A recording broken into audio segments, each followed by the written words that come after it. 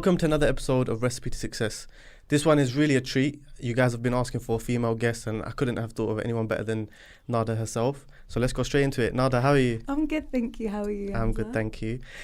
So let's start the show by introducing yourself, because I think a lot of people in the music industry are aware of your face and aware of you, but there might be people that don't know who you are. So how would you introduce yourself?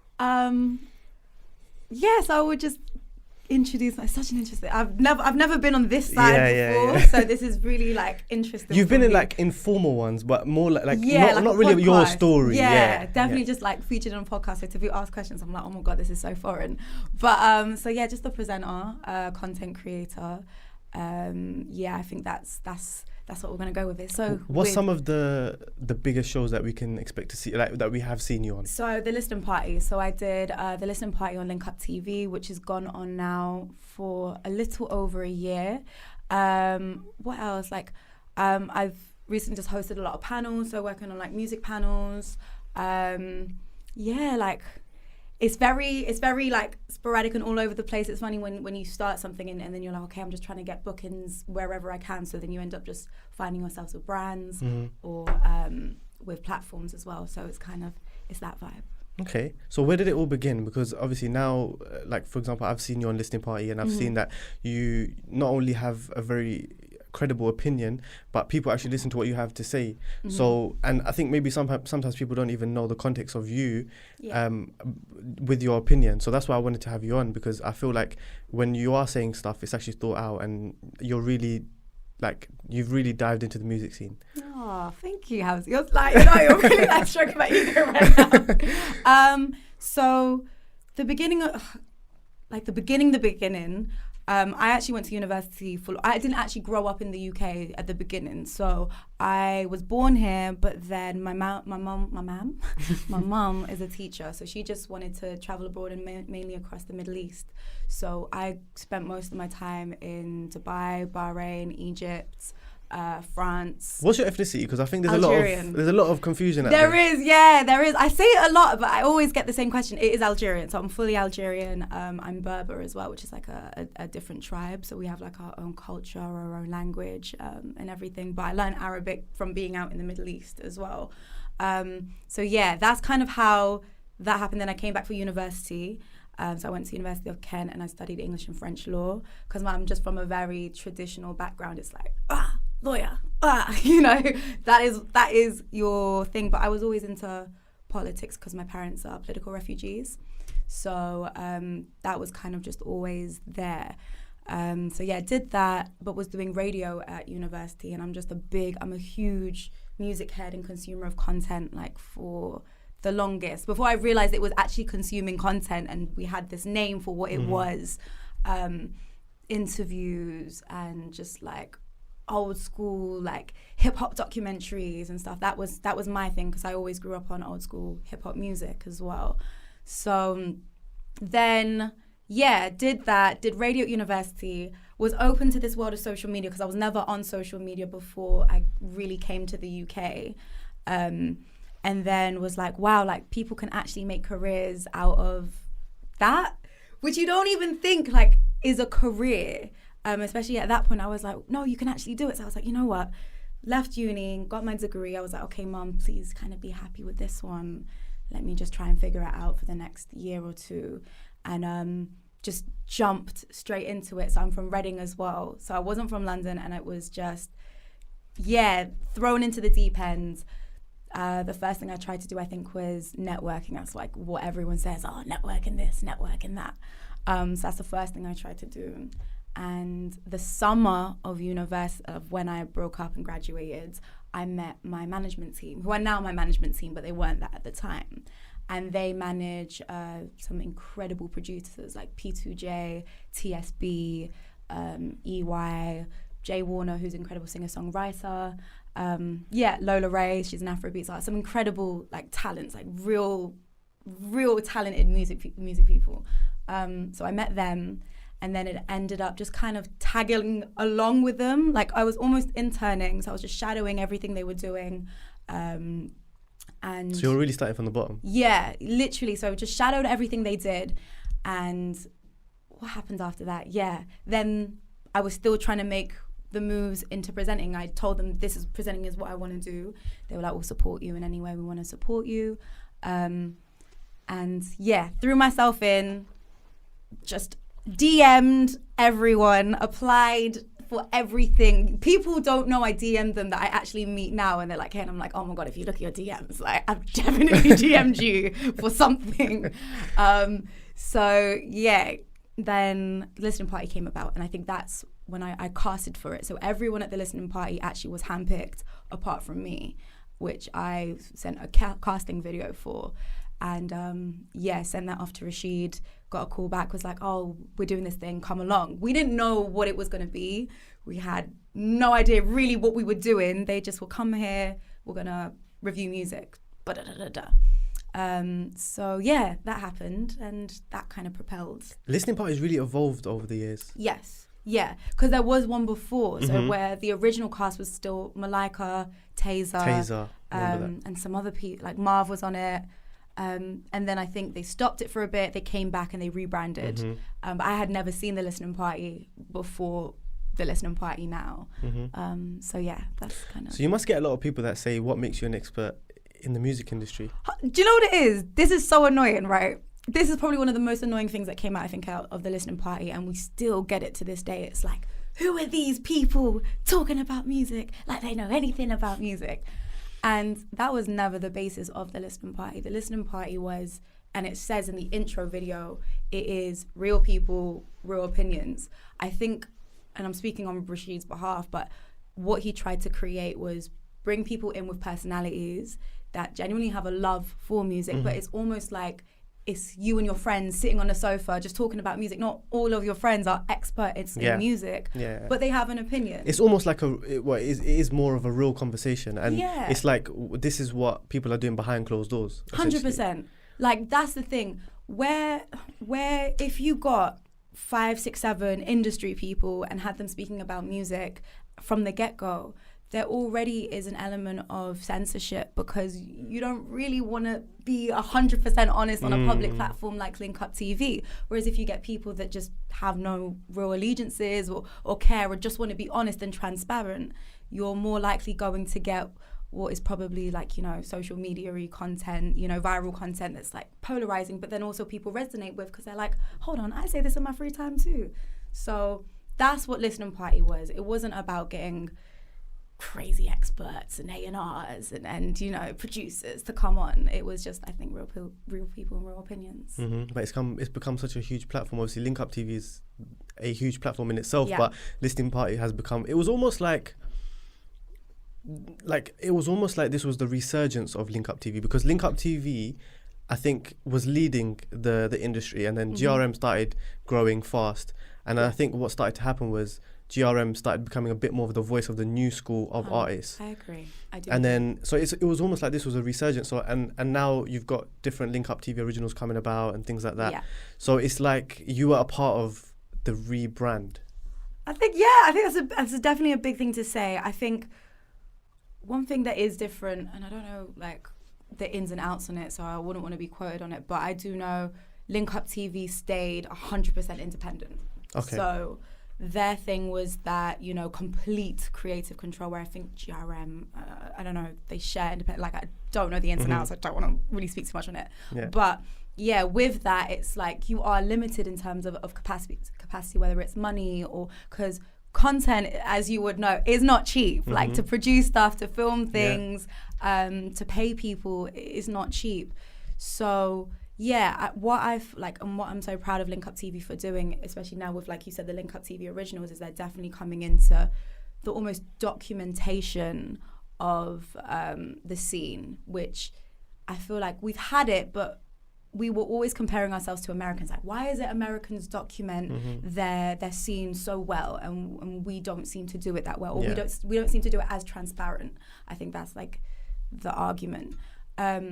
And the first thing is the UK scene is still very new, and we're now getting into that stage where people will be documenting on it, because it's like it's a journey. It goes through your cyclical kind of thing. So yeah, that's why I think. But yeah, it's a nice thing to be considered a part of. So we'll go into like what that's led to and where you're going now. But you mentioned that at the start you were DMing everyone and trying to network.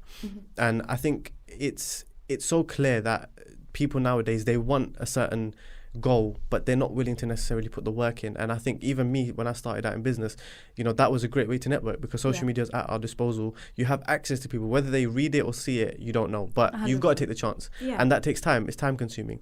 So when you were first DMing people and just trying to get different opportunities, not even knowing where you were trying to go, what kept you going and being resilient? It's like, I think I've always had the mindset of there's no other option. So going into presenting, it was like, I know where I'm going to be. I can already visualize where I am 10 years from now. So there is no other option but to do that right now and do whatever you can. And because I wasn't on social media, I didn't have a social media, I wasn't that kind of person. I almost didn't have any pride. Like, I was like, I have nothing to lose. I don't care. I think sometimes we're almost afraid to come across beggish or, sucking ass, which is a mentality we just have to completely rid ourselves from, because Americans don't really seem to do it. So I don't know why it seems like it's a big issue in the UK. But yeah, so I didn't have that kind of like pride. I was just like, anyone and everyone that I saw was doing something that I could get in some way, somehow, I messaged, and then the first thing was probably represent. So I got a work experience at Represent, and then I just built a relationship with some of the presenters that were there. And then one of them, DJ Deluxe, who's like amazing, basically brought me on his show as a BA, and then allowed me to have a feature on the show, which means I could get on the mic, even though I knew the team behind Represent hated it because it was almost, I think, a bit like cutting corners or whatever. But that then opened me up to Henry, so who's now on like Kiss and on Spotify, and I was a BA for her show.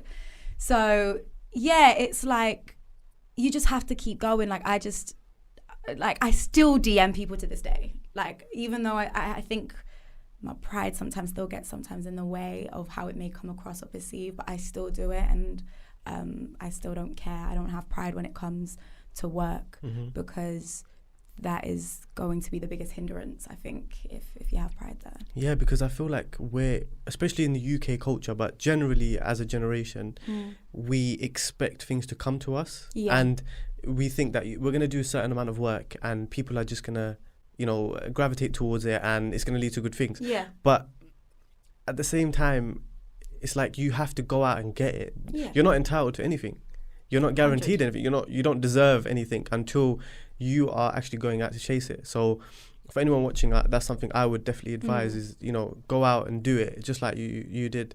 And the fact that you do it now, even to this day, it shows like, it worked for you, and so you're going to continue doing it. To go off that one thing, because I have such an incredible team and they have supported me immensely, just like even just advice. One thing I will say though, which I, on retrospect, didn't need to do with the whole networking thing. I think we think like, networking is the most important thing, but there is no point in networking if you have nothing to bring to the table. Because the more you network, like you could be meeting the right people, but who are you? Like at the end of the day, it has to be a two-way thing. Yeah, and I think I got to a point when I realized, like, I was like, okay, I'm building relationships with these people. Cool, great, but what do I have to show from myself? And that's something I still talk about to myself to this day. Like, what do I actually have to show and bring? Like, that can be unfortunately, the world does kind of work in transaction. It's just the way it is. But you also have to be at a place where you can prove yourself and have something to bring. So yes, network. But when I was going into rooms, and it was almost like, I think I'd have to ask myself, why are you here? Anytime I went somewhere, I was like, okay, so why are you here? And what do you have to bring if you speak to this person and if you speak to that person? So it's just always being quite conscious of that. Do you think that your upbringing and your background left a chip on your shoulder, that you were really just trying to be a go-getter and you didn't accept no? Yeah. Maybe you haven't thought about it. No, that's interesting. Yeah. I think my mum is still not happy with what I do. Like, it's just, she would love to tell her friends that, her daughter's a lawyer. And I think she still does tell her friends I'm a lawyer, actually. She doesn't tell much people what I do. But for her, it's like, look, if this doesn't work in a year, in 2 years, then you need to, go back into law and do that. So there was like a ticking time bomb of, okay, no, I need to prove not just to her, but to my family and to people around me that this is going to work. So that kind of was also like a pushing force. And even though I tell her, I was like, these things don't take 2 years, they take like 5 to 10 years. But she's like, nothing takes 5. Because it's that mentality of, you don't work for free. Like, that concept of who works for free. And at the beginning of this, and for a lot of other things that you want to do, you're going to find yourself working for free because you need to. That's building your portfolio, that's building, honing in on your talent and stuff. So yeah, I think that pushed me a lot to go harder. And then also just to be this, this cliche boss bitch, or like, but to be this woman that you're proud of, and to be independent, and to hold your own. So that's always been really important to me as well. So yeah, in that sense, probably my background did, because my mum is very like that. So yeah, there's probably a parallel there. So, the fact that you came from a traditional family and you actually did the law degree, maybe you didn't go on further than that, and you always could if you wanted to, but the fact that you chose a career that maybe your parents wanted, and that is traditionally successful, but you chose your passion, what do you think the difference is internally for that? Because I'm sure you've thought about like what life would look like if you were a lawyer. 100%. To dive a little bit that way and then come back that way, that's how like my head works. One thing I always realized that I didn't realize at the beginning of it is, who am I to have the privilege to want to chase my dreams? Because my mum never had that. My dad never had, like, people around us never had the privilege to chase their dreams, because if you weren't making money from whatever to support your family,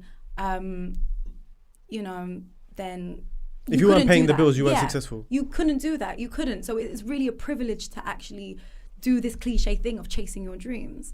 And then I do think of myself, like, I have breakdowns. Like, my breakdowns I'm such an emotional. I never realized how emotional I was until recently. But it is literally like, it would be so much easier to just drop this and actually do, the 9 to 5, and to do the law thing. Everyone around me would be happy. My family would be happy. Money would be consistent and already, there to prove. And culturally, it is also more acceptable. So I'm there's a religion part of things, because my mum's Muslim as well, so she doesn't agree. Like, she's seen the listening party one time. She was like, "There's alcohol on the table," and she's gone.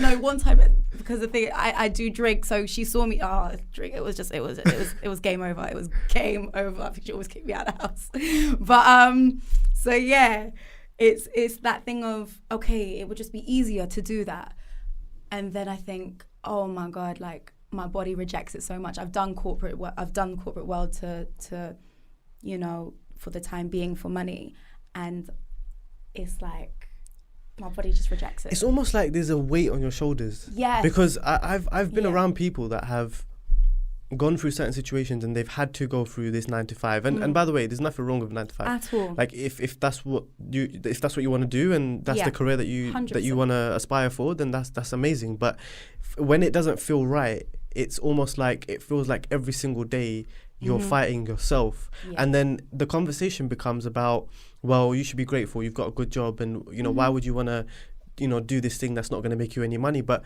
sometimes we have to experience it, and yes, we may fail, but we have to go through that journey to know 1,000,000%. Because otherwise you don't know what the alternative is. It's so true. And that's like coming back to saying about the night. If you have a passion for something, that passion can be that 9 to 5. So trying to get to that particular job role or that particular place, that's your passion, so you're going there. But when something isn't your passion, and you actually do have a passion, because a lot of us go through life not actually knowing what we want to do, which sometimes is a blessing because you can throw yourself into things and just be like, let me figure it out. But when you know exactly what you want to do, it's like, it's a blessing and a curse because you know exactly what you want to do, but if you're not doing it, you are not satisfied and you're not happy. So you're forever chasing doing exactly what you want to do. So it's like a little jar. So when you first started out and you were doing all the groundwork, did you have a vision of where you wanted to go, or did it change as you grew? I think the ultimate vision has always stayed the same, like the ultimate one. I think the means to get there has changed. And what I thought was important at the beginning now isn't very important, which is a beautiful thing because I think it's like, okay, growth. So yeah, the ultimate, the big dog vision, it's clear as day. But yeah, I think it's funny because when people say working hard, not smart, like I felt like at the beginning I was just tiring myself out trying to be in certain places because I thought that's what you had to do. And now I look back at myself and think, why were you trying to be everywhere? Like, why? And now, and certain places that I desperately wanted to be in, now I wouldn't go anymore because whether it doesn't align with really what you're trying to achieve, or just being in the mix of things as well. Like, so yeah, the groundwork teaches you a lot. It shapes, because I'm so bubbly and quite friendly, and I've said this before, like it kind of whips me as well into like, you know, you can't be too nice to everybody because it can come across naive, and maybe at times I have been a bit naive in certain situations. But yeah, it definitely strengthens you. It definitely strengthens you along the way. Cool. Let's talk about the perspective of a female now in the scene and just doing your thing, whether it's in the UK culture or just in life. Yeah. I'm quite curious because we haven't had that many female guests. Yeah. So I'm intrigued to know your experience from your perspective of being a woman in this day and age, and whilst it has improved and you've seen growth because of certain things, certain movements that have happened. But despite that, it seems like there's still a long way to go. Yeah, I feel like it's with anything. This is super like left, but I don't know why it's just come into my head. But you know, so the Surviving R. Kelly documentary, right? I was watching this documentary and I really could yes, the girls were young. I could really understand the mindset of the girls because these, for some reason, were all women that were trying to get into the industry in terms of singing and something like that. So they saw this guy, this also powerful R. Kelly, who came as this like knight in shining armor who wanted to help and like, I can help you with your career. And there's this like, oh, like, cool. And meanwhile, there's an alternative motive. And I think, again, I started really putting myself out there, around 20 years old. And yeah, when you are reaching out to people or something, a lot of it is, unfortunately, ulterior motives. There had been a lot of situations. I remember one time, oh my gosh, there was one, this was just like really, it was, I was supposed to be working as an artist in terms of artist relations. So when artists would come into the UK from America, I'd be like a point of contact.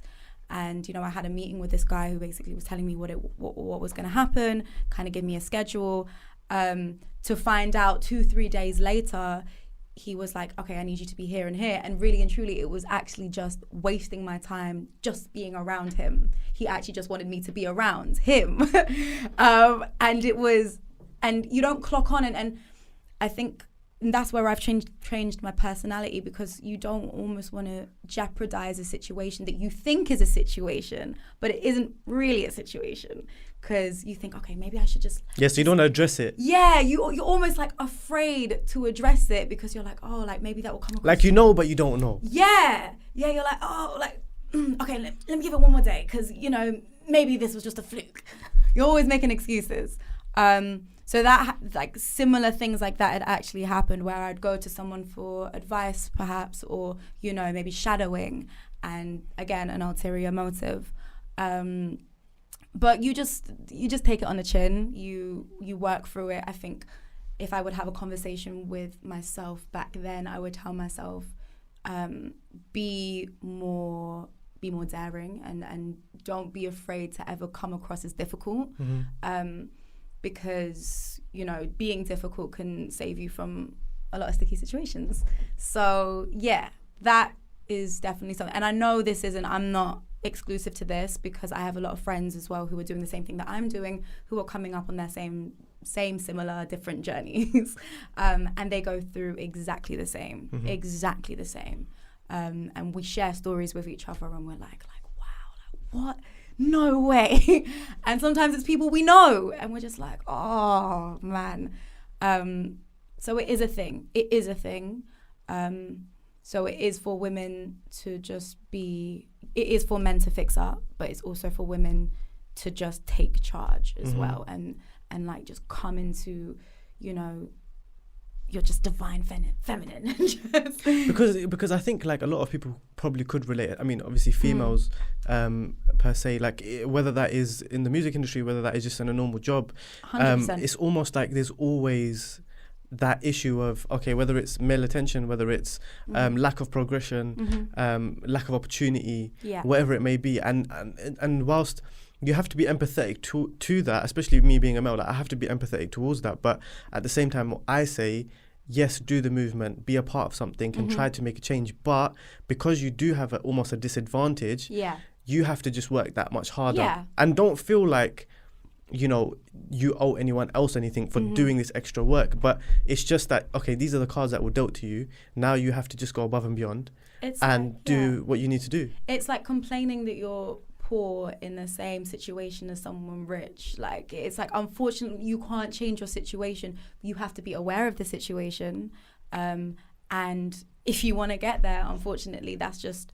what you have to do to overcome it. So yeah, definitely be aware, and then just push, because it's only going to shape you and make you stronger at the end of the day. 100%. So let's go back to the story now. So you've now got involved in Linkup listening party.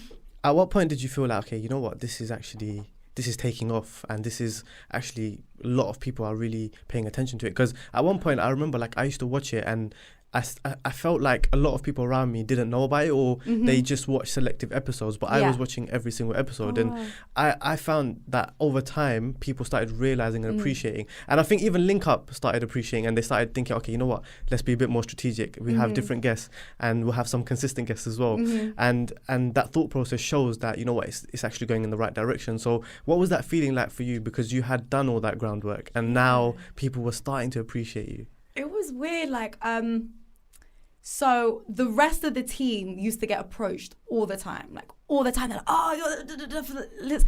And like, I never got approached. I used to think like, wait, no one knows the list. Like, I was in this bubble of just no one knows, until I became aware. And then it's just because I walk quite blasé, but then I'll hear things like, oh, there's that thing for the listening. It's always that thing. Why do people there's that thing for the listening party, there's that thing for the listening party. But the day that I really realized it was when I was in Notting Hill Carnival, and it was like every 5 steps it was like, listening party, ting from the listening party. I was like, what, people watching? And then another thing is when artists actually would reach out to you or recognize it. It's actually really interesting. It almost felt like more people in the industry were watching it than just regular viewers. And rappers mentioning you in their lyrics even. Yeah. And I think that was the thing that I figured, I was like, because sometimes you do things and you think no one in the industry is gonna watch it. It's more for consumers. But you're like, no, actually, we're being brought up in A&R discussions. We're being brought up in marketing strategies. We're being brought up, like, you know, in the buildings, in label buildings, and you're like, what? Like, that's crazy. So that's kind of when it was like, oh, okay, no, people know who we are and what it is, and I think it was the first, and I want to be careful to say this, it was daring. I think it was daring where speaking on music became quite sensitive, because there is a sensitive culture when it comes to music in the UK, and it's maybe because it is people's art, but I think it's just, maybe it's because London's small. Maybe there's a mixture of things why it people could get be offended easily. very, very easily. But that's just a growth thing, I think. I don't know, is it? Who knows, actually? Yeah, I mean, it could be a culture. It is, because if you think about it, like, if you were just considered a no one, then your opinion wouldn't mean anything. But it's because they value your opinion that if they feel like you've said something negative, it's almost personally affected them. I think that's what... I think it was the J1 episode that really made things turn for, wow, like, okay, this random group of nobodies on Linkup TV spoke about a project, and then that review went viral, which then affected or seemed to affect someone's career, or maybe not say someone's career, but the opinion of consumers on this person. Do you actually think about it? I haven't actually thought about it like that. Yeah, no, it's do you know what it is, right? Have you ever heard a song and you might think like, oh, I really like this song, and then one of your friends will come and be like, nah, like, did you not clock that that's dead, it's dead, and then you're like, oh, okay, hold on, maybe it is dead. But it's not because you can you're get not influence. Yeah, it's not because you're not strong in your own opinion, but in the subconscious you're like, oh, I didn't realize that, now I've realized it, yeah, you're right. And I think that's what, you know. But the thing is, music is so subjective. It's so subjective. Everyone's got their own opinion. 100%. And like, if you're saying, because I genuinely would see it as, when I watch it, I just think, okay, you know what would I give the album? Okay, what's my thoughts on that? Like, I remember watching the episode where you guys were talking about K-Trap's album. Yeah. And everyone hated the song that I was actually feeling the most at the time. But then I realized, especially Margs, I don't know about everyone else, but especially Margs, he listens to it a lot of the time as a first listen. So sometimes when I listen to music for the first time, I don't like it, and then it grows on me. 100%. Do you know how many times I've looked back at an episode and think, why did I say that? Like, so many times I'm like, okay, Nads, you were chatting shit there. You didn't take that in properly. You were quick to say something, like, so many times. And I think people think that when our opinions are out there, that is our, you know, solid, concrete But opinion. it can change. It can change. And it is a first time, for most of them, it's a first time listen. Sometimes music takes like a week to sit with us, or a month, or a certain situation or an environment. So it's so subjective, like, you know, and that's going back to say, like, no one's word is bond. Like, it's just that it makes me laugh actually when people say like, who do these people think they are? So you're just kind of like, it is what it is. But to be fair, this is, I would say, I'm guessing you would agree, this is your first big like experience in terms of being out there. Yeah. And you couldn't have chosen like a bigger platform, and you're the only one there that's actually asked them to be on it. Yeah. Essentially, like you've casted for it. And so you almost have an advantage over everyone else because you've done the work, you've got there. And so now opinions of the general public, especially if it's towards you, it just makes you thicker skinned. So it's like you've propelled your career by doing this. That's a really interesting way. I think everyone that sits on the listening party has done their thing in some capacity. Like Hammer has been she's been presenting for a while. She was a presenter on Linkup TV. Lippy and Tricky have For the Culture. Muggs, rapper, Nash, you know, she did what's it called? Four Face, is that what it's called? It was like an agency, like a big modelling agency. So she's been around like the industry for a while. I think I was just the only Malika back chat. She did listening party before. So yeah, coming in, it was just like a bit like fresh. Like I even remember, like shout out to Malika, because I remember the first day I met everyone, they were like, oh, we don't even like, this is actually a thing because if we're speaking on music, they can come and she was like, but not you because no one really knows you, but like all of us. And I was just like, thanks, Malika. So yeah, I always looked at as that opportunity as a platform to kind of that, you know, I have such a love for the music and for everything it stands for and the culture and the scene. But at the end of the day, we all know where we want to go. So yeah, as much as I can bring me and my difference to because a lot of them like used to say like, oh, we all have our own little slogans, if that makes sense. Like they call me like the international one because I'm always thinking of like international sounds because that's just my background and where I'm situated in. So yeah, definitely propelled me into kind of giving me a nice kick off into what I really want to do. Mm-hmm. You mentioned at the start that we always look at America and we see that as the goal. But what I think people don't realize, especially now, is countries all over the world, they focus on the UK right now. American artists, they're trying to jump on the back of UK artists to a certain extent. Yeah. But where I'm going with this is your background was, and you can give your opinion on this, by the way. But your background, you weren't from the UK. Yeah. So how did you get into the UK scene? Because it could have been so many different paths. So something must have gravitated towards like the UK scene itself. Yeah. So in terms of the UK scene, so I was born here and I was here up until like the beginning of secondary school. So, but I made my friendships and like my friendship circles that I made when I was in primary school are still the same friends I have now. Wow. Yeah, they're still the same girls I'll call. So we used to always keep in touch, and all of us are like music heads. So we always shared music with each other. So I always still, even though I was abroad, my head was always still kind of in the UK. And part of it because when I moved, I didn't really want to move. It was a lot of things. So I stayed very connected and what's going on? And music just was the outlet that I kind of kept in touch with everything. So that's kind of just in that sense. But my everyday listens and my go-tos is American and French. French because French is huge. Yeah. Oh my God, I love French. Like I can't wait to really delve in. Like one of my goals is definitely to interview French artists in like French and English. Wow. So French music, that's what I really grew up on because of my family as well. Which is almost semi-linked because there are a lot of French rap artists and it's almost become like a big community. Like people do collaborate with each other. It's not a completely separate genre now. No. Like French rap for me was always just like, it was so hardcore. Like it was such hardcore. It was the closest thing to American rap that I saw because I wasn't really a big fan of grime purely just because of sounds. Like it just didn't resonate with me because I wasn't here. So it was like French rap and then like old school hip hop. And so I was kind of listening to like De La Soul, Tribe Called Quest, Mos Def. Then I was into like neo soul as well. So like the Erykah Badu's, the Jill Scotts. But I was very like, Talib's, like all that kind of side of hip hop.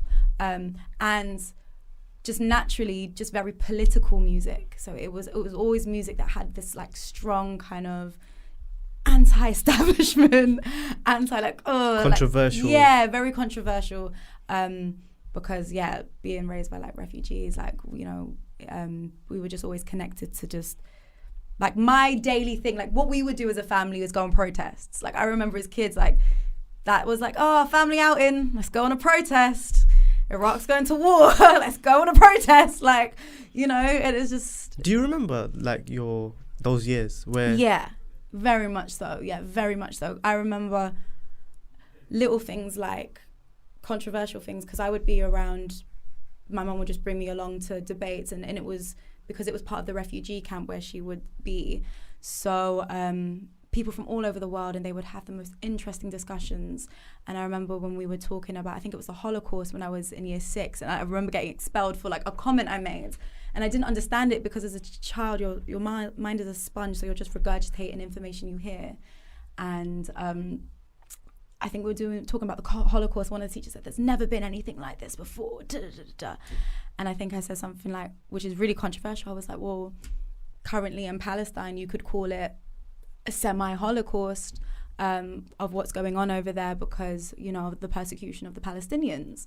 And I remember it was just like, what did you just say? And because I'd been hearing that from where I was, and because there was a lot of like pro-Palestinian events, and that's what I would attend because of my parents. So I remember that was like the big, shock of like, politics. But yeah. I know it's pretty self-explanatory, but just in case anyone's watching that doesn't exactly know what a political refugee is and what it means to have parents that are political refugees. Yeah. Let's go into that a little bit. So that's really interesting. My dad was part of the Communist Party in Algeria. And this was a time where terrorism was at a high, like a real high. And he was very, very anti-state. You know, this was a time in Algeria where like literature and art and you know, the communist ideas, like the Black Panther Party actually had refuge in Algeria at one point. You know, people like Che Guevara and there was a lot of like communist influences. So yeah, my dad went to like even so far as going to Russia for like it's really deep.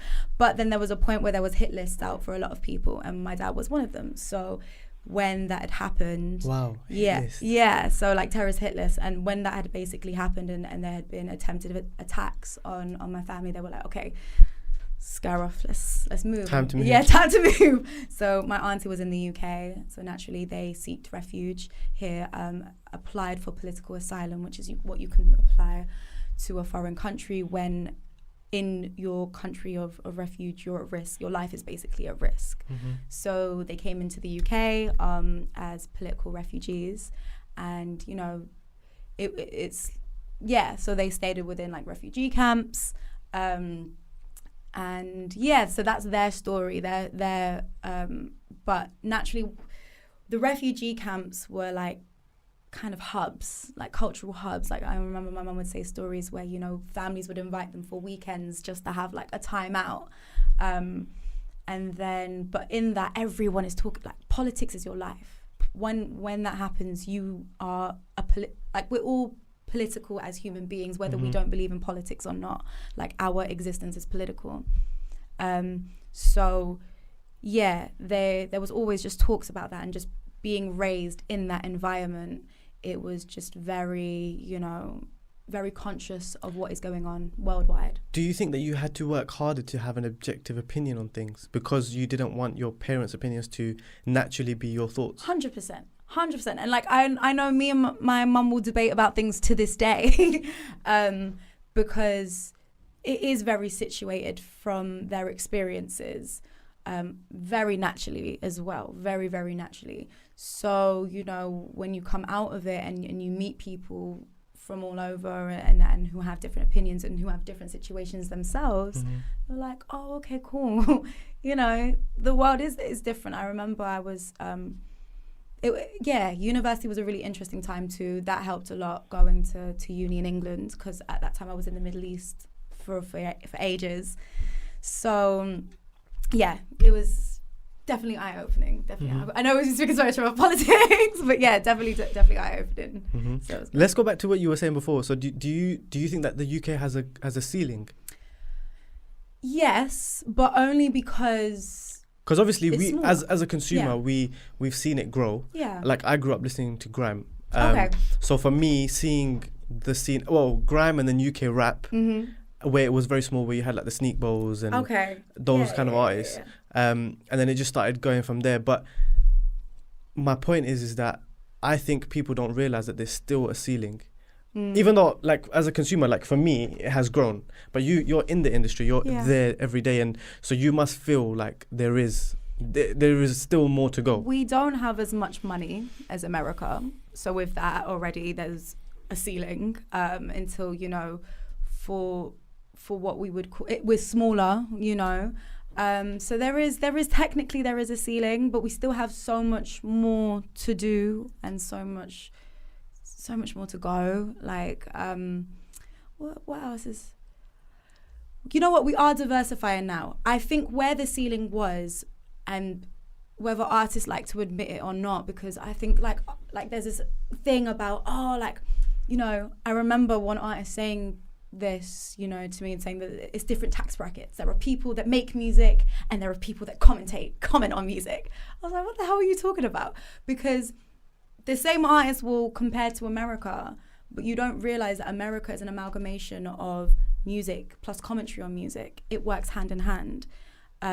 We're only becoming accepting of, you know, these amazing podcasts, and there has been a running commentary that, you know, artists should jump on, you know, like the Halfcast podcast and other people's podcasts to kind of as part of their media runs. Plus, people from the UK don't really like to do media runs. They don't really like to commentate much. No. It's just one word answers. Yeah. So it's like, we want this openness and transparency within a culture of, entertainment and music. To do that, there's still a lot of work to do. If we want to emulate, and I don't want to always compare to America, but I guess America is the benchmark of entertainment. It's the benchmark, yeah. But to do that, you've got to become this inclusive cultural hub of everything that encompasses music and the entertainment industry. So yeah.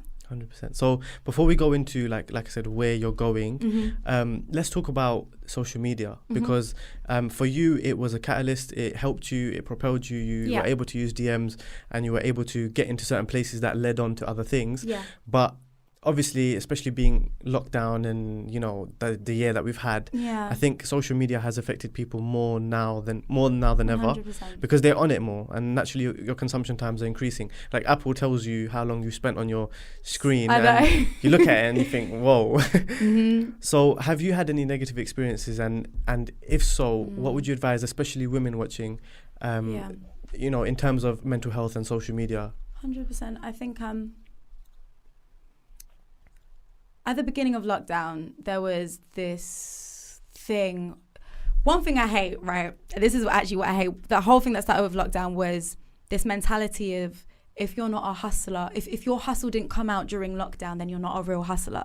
Shut up. Just be quiet. Taser said the same thing. Did he say that?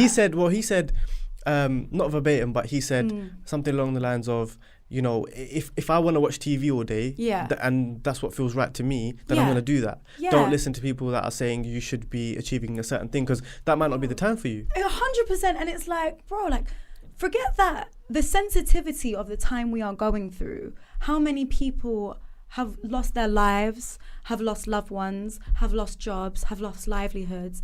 Don't tell people to hustle hard. That is not, it's so stupid to even hear. So I remember when at the beginning of lockdown, it was okay, content creators, get on your content, because everyone's going to be watching. So I remember throwing myself of okay, cool, I'm going to do this and this and this and this.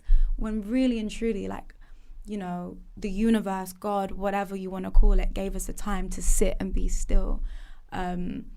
And unfortunately, we just became more glued to technology naturally. It is what it is. Like I said, before, if I wasn't doing what I do, I wouldn't be on social media. I wouldn't, because I don't know, because I wouldn't need it. I just wouldn't need it, and I just wouldn't. But I know I'll be the first one to admit, I'm scrolling through the ground, I'm like, yeah, next year I'm getting a BBL. What? The bust it down chat? Bust it down. I want my mum to move the way shit hers is moving. And that's crazy that you say that, because there's probably girls out there that maybe look at you and think, I would love this, or I would love this, whatever you have going on. Yeah. But you're doing the same thing almost. It's a cycle. It's the same. Everyone's doing it to everyone. And it's just this not real world that we jump into, and it's corny. That's the thing. I hate that we've normalized things that we wouldn't normalize in an everyday life because it lives on social media. So corny shit and just it's just I don't know. So yeah, especially for women, it is so natural to be affected by what you see. I would just say, delete it if you need to. Delete it. If it is not delete it for a moment, delete it forever, delete it for a day, delete it for an hour, switch it off, communicate, reach out to your people, create relationships with your friends, play game. There is a game which I would suggest to everyone, and I know probably people on this podcast would appreciate because of the style it is, but We're Not Really Strangers. I don't know if you've seen the card game. It's incredible. It's you've got different packs, and it's these opening questions that you can play with your loved ones, relationships, family members, friends, people you've never even met before. And those kind of things, find out about real life communication. Yeah, find out your friends. Find out about your friends, because there's probably a lot of things you don't know about them as well. So yeah. Definitely. And also, I think there's this pressure that I'm sure you've gone through it, where you feel like you have this pressure to follow someone, but when you follow this person, it almost makes you feel insecure. Yeah. And so 100%. it becomes a thing of, you should really just control what you see, but we fall into all these emotions of, yeah, but I don't want this person to think I hate them, or all this anxiety that we build up inside of us. Yeah. It's natural though, because if someone unfollowed you, like one of your friends, you'll be like, bro, why did you unfollow me? But you just never. Sometimes, I don't know. And that's the thing, is that we're learning as we go along, because there's no blueprint. We're like almost first generation of social media. The newer generation that have actually been born into it find it even more difficult. Yeah, and that's scary. Like, it's actually, it's kind of scary. And that's not to say I hate social media, because social media, pros and cons. Yeah, is the birthplace of opportunity as well. Yeah. So like, what? But it's that intrinsic thing of just, it's just working. I think the key is being able to detach yourself from it. Yeah. And understanding that's not real life, and being able to separate yourself. Because I think, as I have spoken to various different people from various different backgrounds, you would think that people with large followings or some sort of audience, they would almost be attached to their phones. Yeah. But I've actually realized that the people that come onto the show, for example, they do know how to separate themselves, and they use social media more for business or work purposes. Yeah. And so then it goes to the argument that the people that are really consumers only, they fall into the trap more, and they feel that they should be on social media because this person's on it, not knowing that this person actually isn't really on it. That's actually a really interesting point. Definitely, 100%. Even like, because it's a game. I know. I have one of my girls asked me the other day. She's like, "Why don't you post more just sexier pictures, because they get more likes or whatever?" And I was just like, so disgusting question. But anyway, like, I think very early on I knew that I did not want to fall into the social media trap. So I know that even now, like, I need to go through a complete rebrand of my own social media, and just not care about the metrics or what it means, because the truth of the matter is, people don't like my work stuff. They only like my Instagram pics. But I'm not like, and I think that's the hardest thing with a presenter as a woman as well. Because I know some of my female friends go through this, is separating between being a presenter or an Instagram girl or an IG model. It's like, your content. Yes, the pretty IG girl pics will get, the engagement, which essentially is what brands are looking for or whatever, and then their work stuff will just get like 0 to none. So in terms of branding, it's like creating that balance. Yeah, that definitely balance. But I feel like I'm happy that I never bought into it, or now I can definitely, I think, confidently say that I don't actually care. You've just done it your way. Yeah. And I want to keep it my way, I think. So yeah, I'm happy with that. Definitely. Yeah.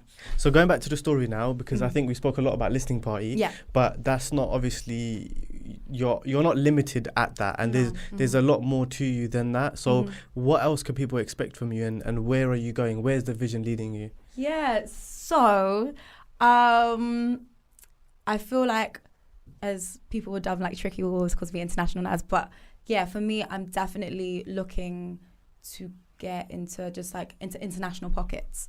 So whether that's making a trip into America, going to France, I, over lockdown, which was like an amazing thing during lockdown, was offered a role at Apple Music, which is huge for me, because I remember, and it's so cliche, like manifestations. I remember writing down the radio station I wanted to be at, and it was always Apple, simply because of their international kind of reach, and grasp on the world and what that could lead, and going into other places.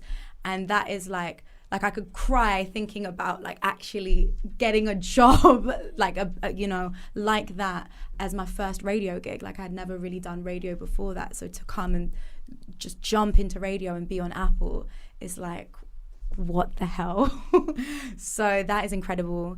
And then creating, like, I've got Through the Eyes Of, which is my where I interview my favorite creatives, and I want it to be, why I'm taking my time with it is because I don't want to interview people that don't have anything to say, and it's not because you could say the things that will go viral, or you could say the things like whatever, but I really value and love, you know, the feeling and the conversation and the moments and the wow moments. So even if that means I need to even hone in my own craft as well, into getting into like, okay, you know, or the relationships, or getting the people that I really, really want on it. Yeah, I'm being patient with that. So yeah, like just building a brand, international domination, and making a lot of money. Making a lot of money. So that's basically where I'm kind of branching out into. Mm-hmm. So for you, like, obviously that's your picture and that's your vision. Mm-hmm. But for people that want to follow a similar path to you, Mm-hmm. because being a presenter is quite, well, it's almost a newer concept, I would say, as a career path. Mm-hmm. Because I think a lot of people initially, they just stumbled across it. They were trying to do TV, and then they thought, you know what, let's do presenting. But for you, it was actually a career choice, and that's definitely the case for a lot of people potentially watching 100%. and listening. So you did the DMs, Mm-hmm. and that was your journey, and that was what, a couple of years ago, I'm guessing. 2 years ago. 2 years ago. Yeah. So a lot of things happened in 2 years. Yeah. But for anyone that wants to follow that similar path, because you have got to, you know, Apple, which is huge in itself, what would you recommend? So one thing that I know about the presenting game recently, it's not the same setup it was before, let alone even 2 years ago. It is now people look for personalities to be presenters. So where before you had traditional presenters who would present and whatnot, now they have stirred into, okay, let's get this person who does, you know, this on YouTube or this on this and has this, you know, eclectic personality for this thing to present. So it's like this cross. So I would probably say, and this is what everyone really told me, is create your own content and brand. So whatever that is, find it, like, and that's the difficult part. The difficult part is finding who you are and who you want to present yourself as well. And so if it's, I don't know, if you're into football, you've seen Filthy Fellas, like they've created like a whole brand of like commentating on, it's incredible to see. Nella Rose, who went from, you know, this YouTube influencer who did, you know, discussions with her university friends, she's doing amazing things, Chunks. So yeah, find what works for you, figure out who you are, figure out why you want it, because that will also inform your decision process. And yeah, I would say reach out to who you need to reach out to, watch who you need to watch, learn your skill, learn your craft, and just don't stop, because it will take time. It will take time, so have patience. That's my thing. What's some realistic advice on patience? Because I think we speak about it and we say, you know, be patient, and I think people almost assume that the people saying be patient, you know, have almost got this rise to success quickly, but they don't know the graph that maybe, well, now they do. Now they know the graph that you've been into. But realistic advice, because I'm sure there was days where there was hard times in your journey. So what you know, just as a leaving point, like what would you say as a rule of patience? It's hard because some people will do it in a year what someone needs to do in 5 years. So it's really difficult, but surround yourself with love. Like, surround yourself with love, because there will be days, if you're ready for like where you're just crying yourself to sleep. It's never gonna work. Surround yourself with love. People, and not everyone is fortunate enough, but I have people that believe in me sometimes more than I believe in myself. So yeah, ultimate friendships, if it's family, and if you don't, then maybe watch content, even like, you know, that can install the confidence. And you have to be so sure. You know what, if you're not sure of yourself, if you're not confident that you're going to do it in the time that you're going to do it, then you're probably not going to do it. Like, as harsh as that Set sounds. realistic goals. Yeah, you have to believe in yourself more than you than the actual thing itself. Otherwise, it's difficult. It's very difficult. But yeah, just love. Amazing. I can't believe how quick this this podcast went. Yeah. I mean, I was just intrigued about the female perspective, and I was just dived in and forgot what was going on. But we're coming to the end of the show, so we're gonna now do something. I'm not sure if you've seen it, but it's a new segment that we've released in 2021.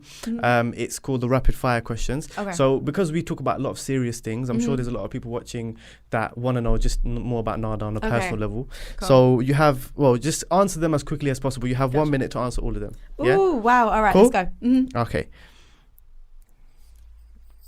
Let's go. Night in or night out? Night out. Instagram or TikTok? Instagram. Pepsi or Coke? Coke. AJ or Fury? AJ. Money or love? Money. Give me money. Really? No, but I'm gonna convince That's what you myself. tell yourself. That's what I tell myself. Texting or calling? Calling. Laundry or dishes? Laundry. Bath or shower? What? Coffee or tea? Tea. Winter or summer? Summer. Messi or Ronaldo? Not sure if you watch Messi. football. Yeah? Yeah. Okay. Passenger or driver? Passenger. Early riser or night owl? Night owl. Nice car or nice home? Nice home. iOS or Android? iOS. Pizza or burgers? Pizza. Cardio or weights? Weights. Netflix or YouTube? YouTube. You're just saying that because you're on YouTube. Yeah, I was like, Netflix. No, but YouTube, because you find more. There's just more option. Comedy or horror? Comedy. Perfect. Done. Yay. So you actually watch YouTube more than we beat the town, by the way. Yeah, YouTube more than Netflix. There's so much more on YouTube. Like, there's just so much. And because I love interviews, like, I am a religious watcher of, like, you know, whether it's Joe Budden, Charlemagne, Angie Martinez, like, those are, you know, Drink Champs. Oh my God, I've been binging Drink Champs recently. So yeah, those are. You know, it's funny that you mentioned that. Have you, you know, when you were younger, did you used to watch interviews? Yeah, You know, did. I just realized this recently, that when I was young, I used to have this fascination of watching interviews. Really? Whether it was artists, whether it was entrepreneurs, whatever it was, I used to just be a real consumer. Yeah. And then I remember I said to myself, you know what, I want to build a platform when I was like 16. Incredible. But it just never fruitioned. And then I had this thought like, wow, you know, it's crazy. Yeah, like when life comes in full circle it's sometimes. Crazy. So So it's nice. And when you're doing something that you really enjoy, because as you said, creating content is not cheap. Yeah. You know, we spend thousands of pounds just to create content that is going to impact people, and you don't really see a great ROI, like, you know, especially at the beginning. But it becomes about your purpose, and it becomes about what you enjoy doing. So definitely follow your dreams. That's what I would say. 100%. So Nada, I'm sure there's loads of people that have seen you for the first time. So for anyone that wants to follow your journey and see everything you got going on at Apple, where can they follow you? It is Say Nada, Say with 2 Y's and Nada with 2 A's on Instagram, and then it just flows from there. Like YouTube, it's the same thing. So yeah, that's me. Perfect. So we'll put that all in the description. Yes. Thank you so much for coming Thank you on. for having me. Thank you. Thank you. Thank you all for watching and listening. I hope to see you soon. Be sure to subscribe, and we'll see you soon.